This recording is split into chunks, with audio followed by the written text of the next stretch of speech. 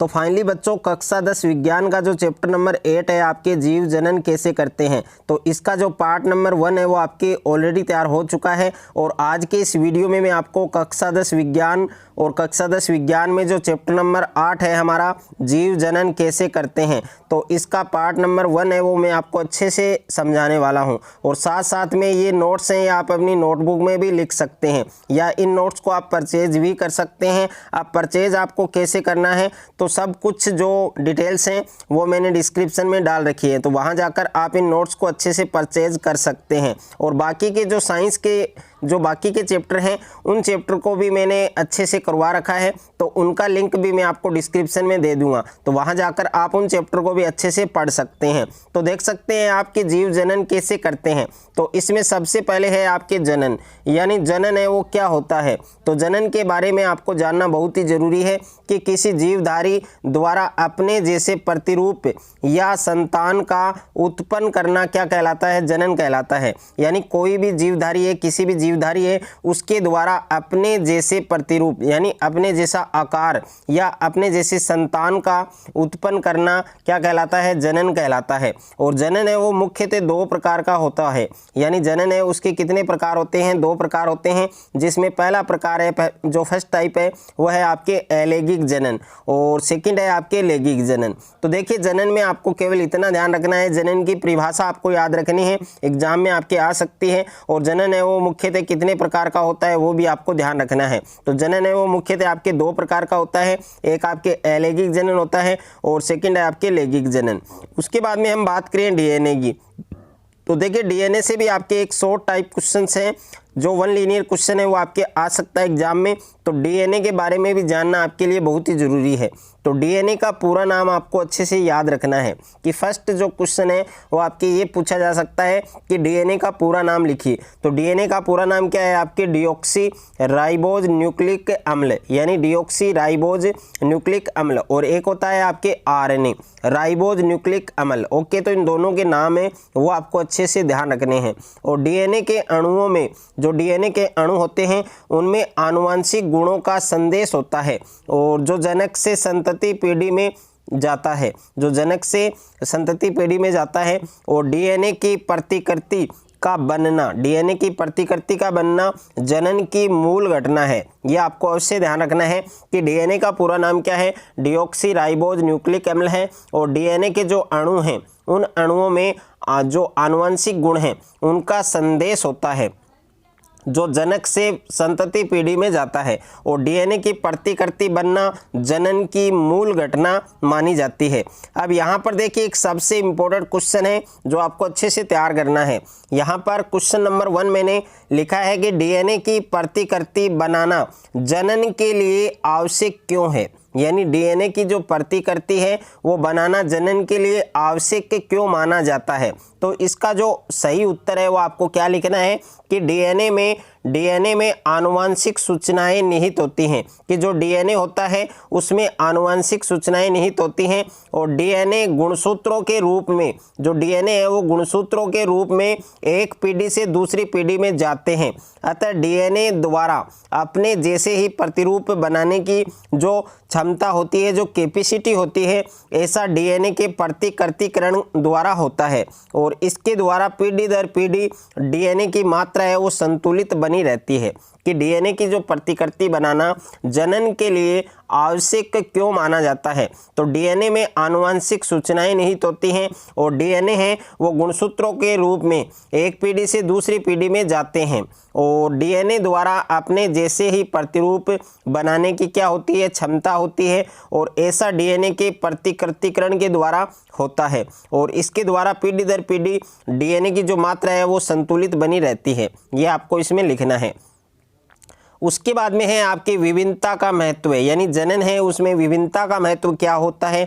तो विभिन्नता का महत्व है जनन क्षमता का उपयोग कर जीव पारितंत्र में स्थान अथवा निकेत ग्रहण करते हैं और जनन के दौरान डीएनए प्रतिकृति का अविरोध जीव की शारीरिक संरचना एवं डिजाइन के लिए अत्यंत महत्वपूर्ण है, जो उसे विशिष्ट निकेत के योग्य बनाती है। यानी जनन क्षमता का उपयोग कर जीव पारितंत्र में स्थान अथवा निकेत ग्रहण करते हैं और जनन के दौरान डीएनए प्रतिकृति का अविरोध जीव की जो शारीरिक संरचना है वो डिजाइन के लिए अत्यंत महत्वपूर्ण मानी जाती है और उसे विशिष्ट निकेत के योग्य बनाती है। ये आपको विभिन्नता का जो महत्व है उसमें लिखना है। और यहाँ पर 2 पॉइंट भी आपको अच्छे से क्लियर करने हैं, अच्छे से आपको ध्यान रखने हैं कि लंबे समय तक प्रजाति की उत्तरजीविता बनाए रखने में उपयोगी है।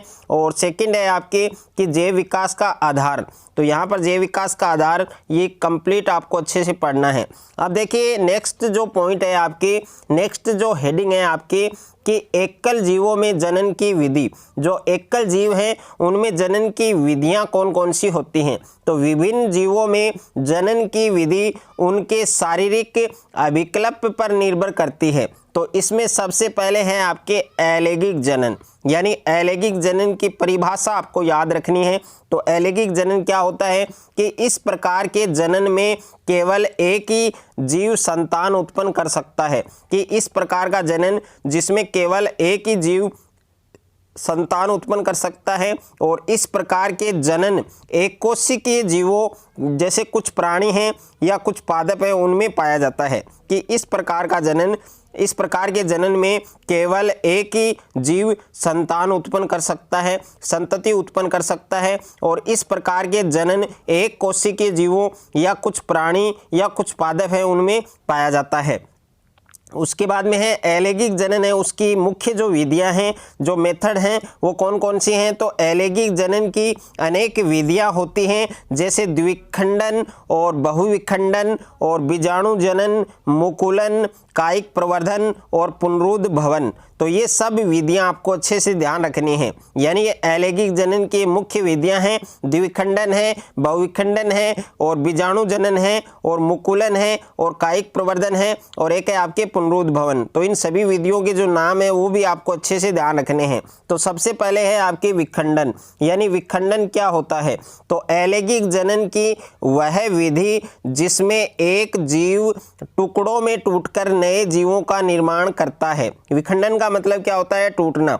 यानी अलैंगिक जनन की वह विधि जिसमें एक जीव टुकड़ों में टूटकर नए जीवों का निर्माण करता है उसे हम क्या कहते हैं, विखंडन कहते हैं। और विखंडन है वो 2 प्रकार का होता है, जिसमें पहला प्रकार है आपके द्विखंडन। यानी द्विखंडन क्या होता है, तो कुछ एक कोशिकीय जीवों जैसे एमीबा, पैरामीशियम आदि में कोशिका 2 भागों में बढ़ जाती है। यानी कुछ एक कोशिकीय जीव होते हैं, कौन कौन से, एमीबा, पैरामीशियम, और इनमें जो कोशिका है वो 2 भागों में बढ़ जाती है और प्रत्येक भाग नए जीव का निर्माण कर लेता है।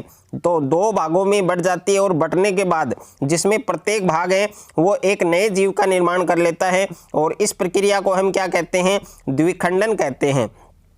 तो द्विखंडन में आपको ये ध्यान रखना है। और उसके बाद में नेक्स्ट है आपके बहुविखंडन।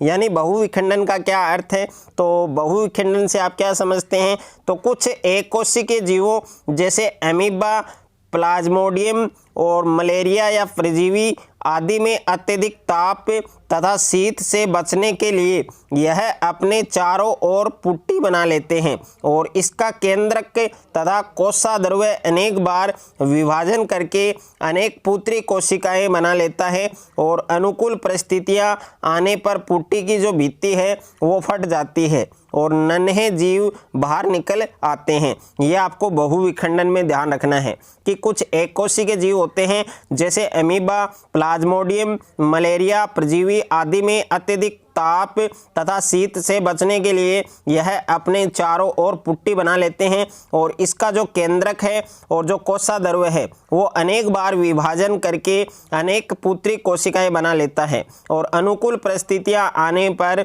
पुट्टी की जो भित्ति है वो फट जाती है और जो नन्हे जीव हैं वो बाहर निकल आते हैं। इसे हम द्विखंडन कहते हैं।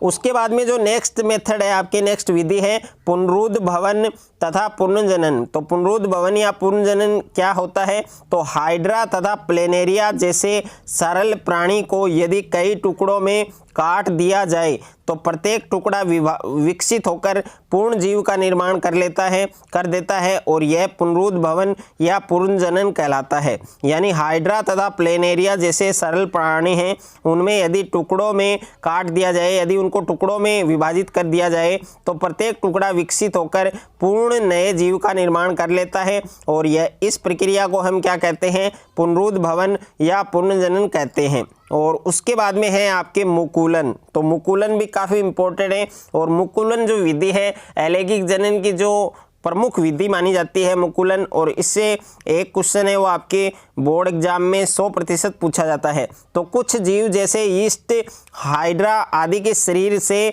एक छोटी कलिका निकलती है और इस कलिका में जीव द्रव्य एवं केंद्रक का भाग भी होता है। अतः यह कलिका मात्र जीव से पृथक होकर नए जीव का निर्माण करती है। कि कुछ जीव जैसे ईस्ट, हाइड्रा, यानी अगर आपको क्वेश्चन पूछ लिया जाए कि ईस्ट और हाइड्रा जैसे जीव हैं उनमें अलैंगिक जनन की कौन सी विधि मानी जाती है, तो मुकुलन आपको लिखना है। और यहाँ पर कुछ जीव जैसे ईस्ट, हाइड्रा आदि के शरीर से एक छोटी कलिका है वो निकलती है और इस कलिका में जीवद्रव्य एवं केंद्रक का भाग भी होता है। अंततः यह कलिका मात्र जीव से पृथक होकर एक नए जीव का निर्माण करती है। तो इस विधि को हम क्या कहते हैं, मुकुलन कहते हैं। उसके बाद में है नेक्स्ट आपके कायिक प्रवर्धन। यानी कायिक प्रवर्धन किसे कहते हैं, तो कायिक प्रवर्धन कुछ उच्चतर पौधों में जनन की एक अलैंगिक विधि है और अनेक पौधों में ऐसी कायिक संरचनाएं पाई जाती हैं जो मात्र पौधे से अलग होकर नए पौधे का निर्माण करती हैं। उदाहरण के लिए आलू के कंद, ब्रायोफिलम एवं केलेंचो पर्णकलिकाएं और अदरक में प्रकंद और अरबी में घनकंद, ये सब क्या हैं, ये सब कायिक प्रवर्धन हैं।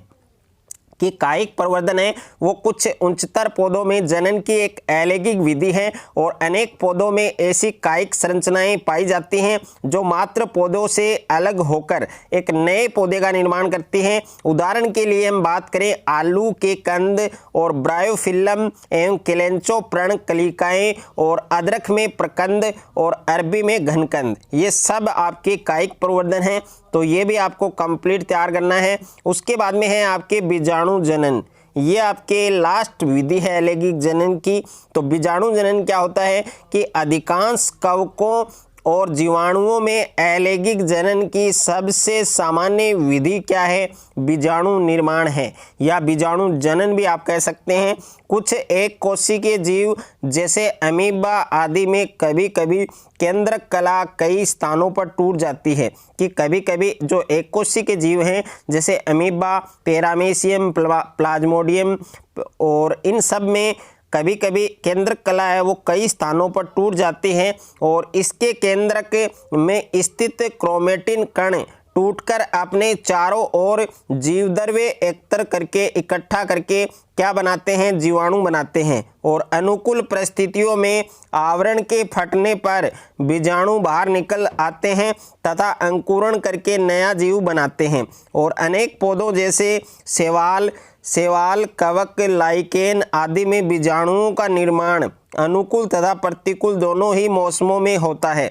ये इसकी विशेष बात है कि अनेक जो पौधे हैं जैसे शैवाल हैं, कवक है, लाइकेन है आदि में बीजाणुओं का जो निर्माण है वो अनुकूल और प्रतिकूल दोनों ही मौसमों में होता है। उसके बाद में है आपके उत्तक संवर्धन। ये परिभाषा काफ़ी बार आपके बोर्ड एग्जाम में पूछी जा चुकी है, इस बार भी इम्पोर्टेंट है। ओके, तो इसको आपको इम्पोर्टेंट करना है और अच्छे से इसको याद भी करना है कि उत्तक संवर्धन क्या है, यानी टिश्यू कल्चर क्या है। तो पौधे के किसी उत्तक या अंग का संवर्धन करके नए पौधे का निर्माण करना उत्तक संवर्धन कहलाता है। कि पौधे के किसी उत्तक या किसी अंग का संवर्धन करके एक नए पौधे का निर्माण करना क्या कहलाता है, उत्तक संवर्धन यानी टिश्यू कल्चर कहलाता है। तो ये कंप्लीट जो पार्ट नंबर 1 है ये मैंने आपको अच्छे से समझा दिया है। अच्छे से आपको ये नोट्स हैं साथ साथ में अपनी नोटबुक में लिखें या इनको आप परचेज भी कर सकते हैं। और यदि ये वीडियो आपको अच्छा लगे तो वीडियो को ज़्यादा से ज़्यादा लाइक करें, दोस्तों के साथ शेयर करें और चैनल पर आप नए हैं तो चैनल को सब्सक्राइब कर लीजिए, साथ में नोटिफिकेशन बेल को प्रेस कर लीजिए ताकि इस प्रकार आपको कक्षा 10th से रिलेटेड कोई भी वीडियो आपसे मिस ना हो। और इसका जो सेकंड पार्ट है वो जल्द ही अपलोड किया जाएगा, इसलिए आप चैनल को सब्सक्राइब करके ज़रूर रखें।